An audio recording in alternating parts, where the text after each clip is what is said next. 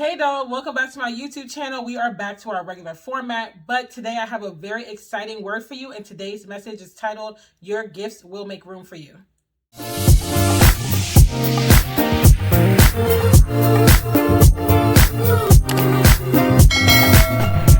Today's message is very special, not only because it's a topic that I'm passionate about, but it's actually part of a collaboration that I'm doing with 9 of my Christian YouTuber sisters, and it is the 2021 Christian Girl Countdown. And so we are giving you a video every day from December 22nd to December 31st to just share more faith and hope and love and light to prepare you to enter into 2021 with a new outlook and a new sense of positivity and just a new zest for life. And so if you've missed the previous messages, you can check my description box down below, and you can check out the channels that have already shared their messages, and then of course subscribe to the channels that are going to share their messages, right? We want to show love because these sisters of mine are really doing a phenomenal job to just spread love and light and share the gospel and the goodness of Christ through YouTube. So make sure that you check out their channels, subscribe, check out their videos, binge watch it, and catch up on those previous messages during this collab, because y'all, the messages, they did not come to play. All right, these messages were a timely word, and they low-key snatched my edges. I'm shocked that I have any edges left.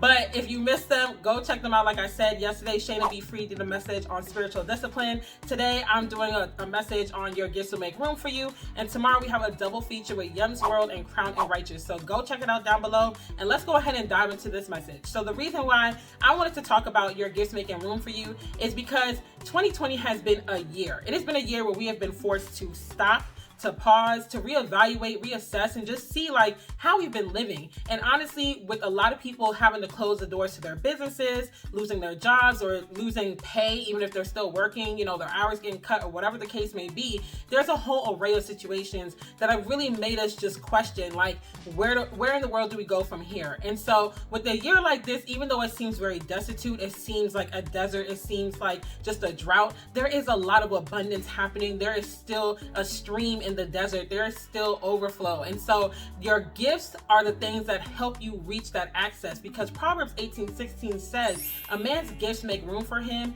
and bring him before great men. Now, that doesn't mean that you use your gifts to your own advantage, because gifts are powerful.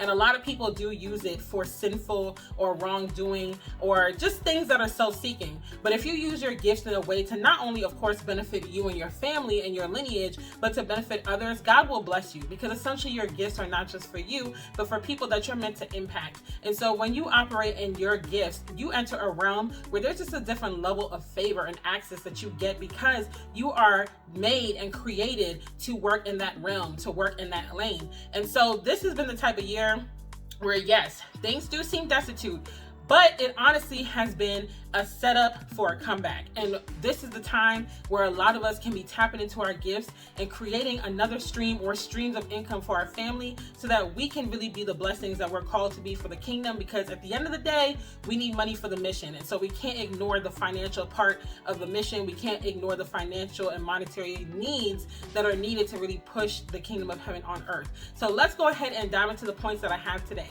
Now, point number 1 is God has given you gifts to utilize. 1 Corinthians 12 verses 1 through 31 talks about the different gifts that God has blessed us all with, particularly when you become a part of the body of Christ. Now, your gifts, they definitely can be used to elevate your own life and to improve your own life and to impact people that you personally come into contact with, whether that's at work, at church, at your children's school, the gas station, the grocery store, what have you.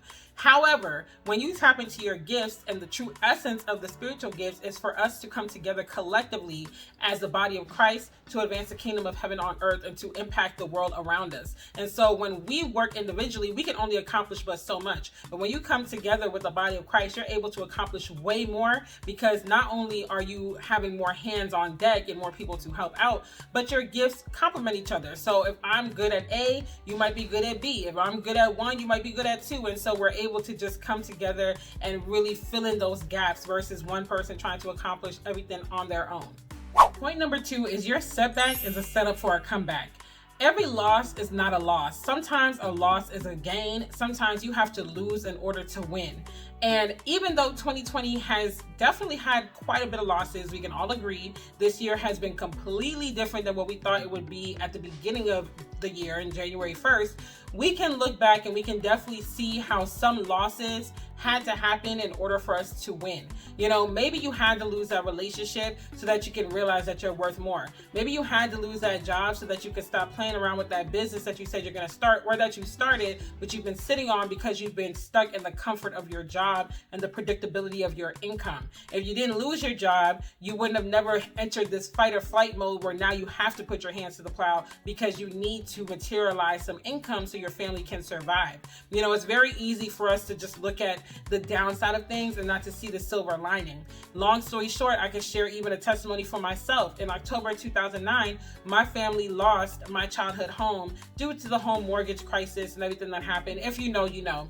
But we ended up being homeless for just a couple of days, but it really catapulted us into a 10-year journey of moving around the DMV area where I'm from, DC, Maryland, Virginia, for those who may not know, and then even moving to Central Virginia and eventually getting the word from God after prayer and fasting and just counseling and all of that to move to Atlanta. However, even when we moved to Atlanta, we still experienced almost 2 months of homelessness, and I could have easily been like, this doesn't make any sense. It's all doom and gloom. There's no silver lining here. However, when I look back on it, I realized that God had to take me through all of that to get me where I am today. Because if I had never lost my childhood home, I would have never moved to the different cities I moved to and discovered and the different things I discovered and learned the different things I learned. I would have never even sought to move out of that area into a whole nother region, which is the Atlanta area. And if I never moved to the Atlanta area, I never would have experienced homelessness. However, if I never experienced homelessness, I never would have got serious about tapping into my gifts and my purpose and really just getting deep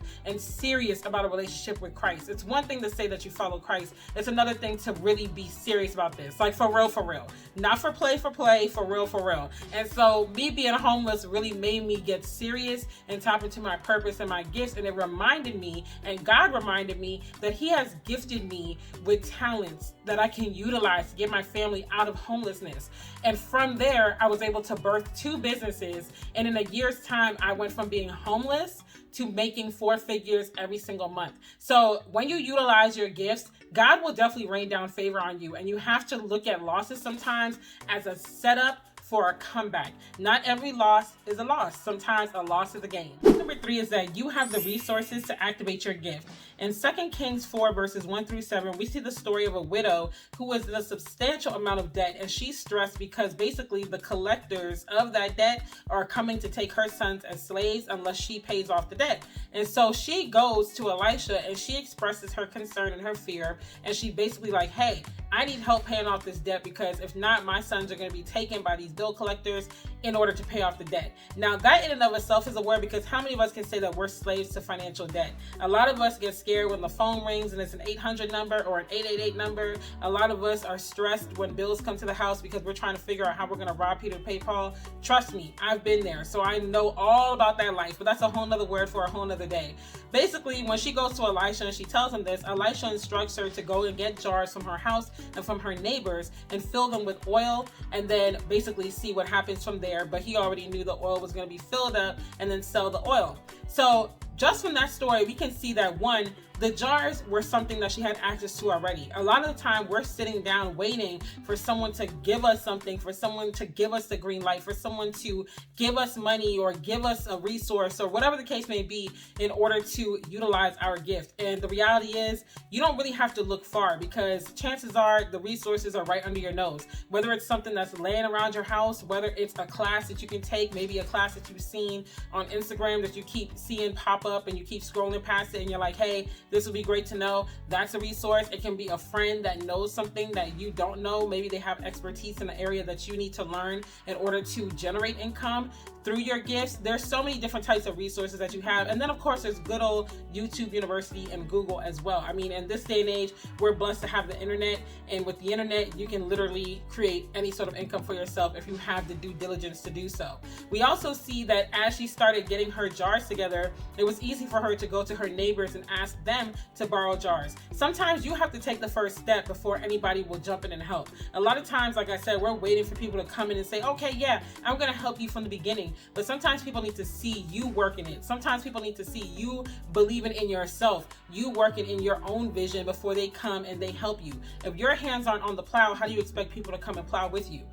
So you really just have to realize that sometimes you just got to take that first step. And as people see you working, as people see you showing up, as people see you diligent, as people see you consistent, they will come alongside and help you. And honestly, there will even be divine connections that come into your life when you start taking those steps, because God needs to see that you're going to take a step, that you're going to move. When I started my businesses within this last year, between being homeless and now, a lot of the connections that I made in the last year have been divine connections. Even the collaboration that I'm doing now with these sisters of mine, this is divine. You could not have orchestrated this. This is divine. How I met Yasmin and how I met everybody else leading up to it. And it's just all divine. Opportunities that I've gotten in this past year is because I kept showing up. I kept working. I kept my hands on the plow. Even when I wasn't getting applause, even when I wasn't getting a pat on the back, even when I wanted to give up, I kept showing up. And little did I know that God was arranging and ordaining things in my favor so that people can ask me to speak on their podcasts, to speak on their radio shows, to be interviewed by magazines, to get opportunities that I would not get if I was not working and if I was not meeting people along the way as I was working. So sometimes you need to take the step, because can you imagine if she went to her neighbors and asked for jars and she didn't even set out her own jars yet? They probably would have been a little skeptical. I mean, you're always going to have that one or two neighbor that's really nice regardless, but the rest of them probably would have been like, I don't know, sis. I don't see any jars out. Like, what are you talking about? So sometimes you just need to start working. And then when you go and you make your petition to your neighbor or your sister or your friend or whoever it is, now they're more willing to help because they see that you're showing up and you're taking it serious. So if you're taking yourself serious, it's easier for people to take you seriously. But you have to realize that the resources are right under you. Not only that, but the oil was something that was already in her house as well. And God took what she had and he multiplied it because she was putting her faith in him while she was working. We can't just rely all on our own strength and all on our own know-how, because at the end of the day, Christ is the Alpha and the Omega. He knows the plans that he has for us. He's the one that ordains our steps. And so you do the work, because you have to show up now. You can't just pray and say you got faith and sit on your thumbs. You gotta work, sis. But as you're working, you remember that you might have to pivot and you might not understand it, but just know that if Christ is leading you to pivot, there's a reason why. So trust his leading, have faith, but keep your hands on the plow and be persistent, because at the end of the day, you cannot afford to grow weary and to grow faint. Show up every day, show up for yourself, take yourself seriously and take your gift seriously, and God will multiply it. I'm telling you, he will.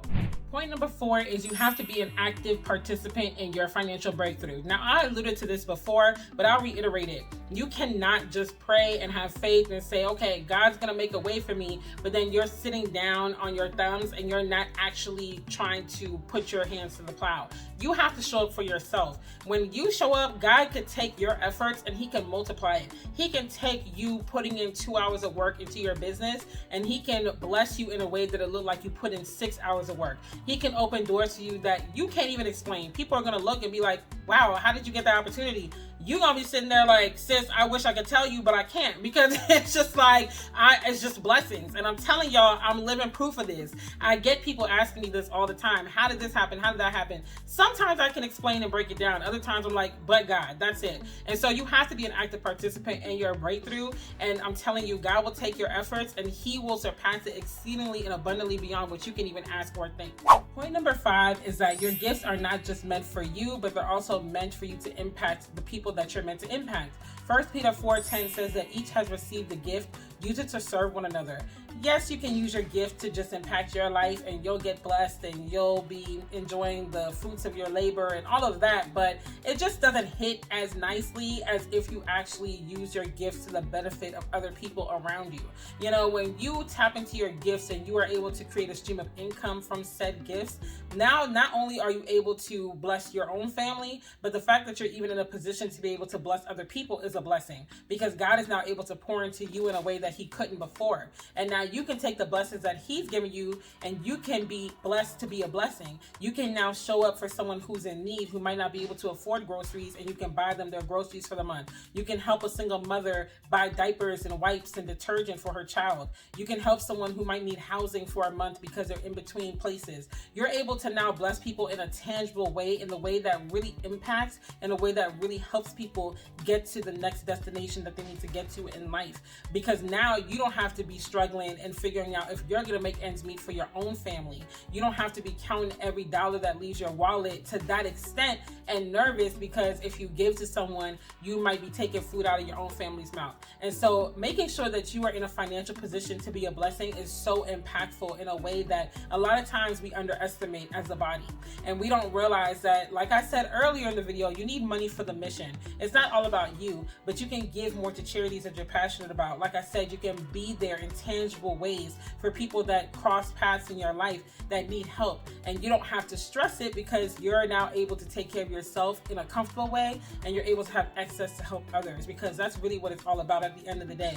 It's not about us becoming wealthy and hoarding it. It's about us being blessed to be a blessing. And so that's why you have to understand that your gifts are not just for you, but it's also to impact other people. And one of the greatest ways you can impact people's lives is financially, because a lot of people need financial assistance in some way, shape, or form. Even if it's not you giving them cold hard cash, you being in a better financial situation definitely puts you in a position where you're now available and accessible to help those who need the help. On top of that, when you are financially blessed in your own life, you're now able to really be an open and willing vessel for God and for what he wants you to do. Because let's be honest, when your money is funny, you can't think straight. When you're robbing Peter to pay Paul, your mind is all over the place. And so financial issues is really at the root at a lot of the other problems that we have within our communities, because the lack of resources leads to the increase in other things that aren't so savory, like crime, stress, depression, etc., etc. And so we really want to make sure that when God is blessing us,